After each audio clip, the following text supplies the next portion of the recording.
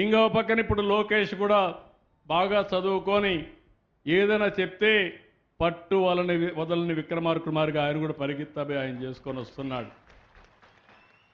అందుకే ఈరోజు మీరు చూస్తే 20 లక్షల కోట్ల రూపాయలు పెట్టుబడులు వస్తున్నాయంటే ఇది ఆషామాషి కాదు. చరిత్రలో ఎన్నో సంవత్సరాలుగా ఉన్నటువంటి వాటర్ సమస్యను పరిష్కారం చేస్తున్నామంటే ఆషామాషి కాదు. మీరు వర్షాలు పడేటప్పుడు నిద్రపోయారేమో కానీ నేను నిద్రపోలా.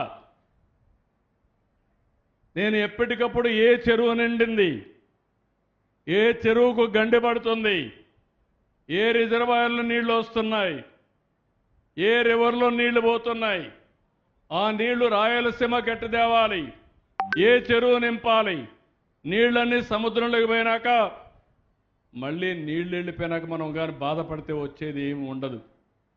దీపం ఉండంగానే ఇల్లు సక్కదిద్దుకోవాలన్నట్టు నేను కూడా ఎక్కడికక్కడ సరైన సమయంలో సరైన నిర్ణయం తీసుకొని ముందుకు పోవడం కోసం ప్రయత్నం చేశాం. కాబట్టి ఈరోజు పంటలు పండిన తర్వాత ఖరీఫ్ అయిన తర్వాత 90% రిజర్వాయర్లో నీళ్లు ఉన్నాయంటే రాబోయే మళ్ళీ పంటల సమయానికి 70-80% నీళ్లు రిజర్వాయర్లో ఉంటాయి.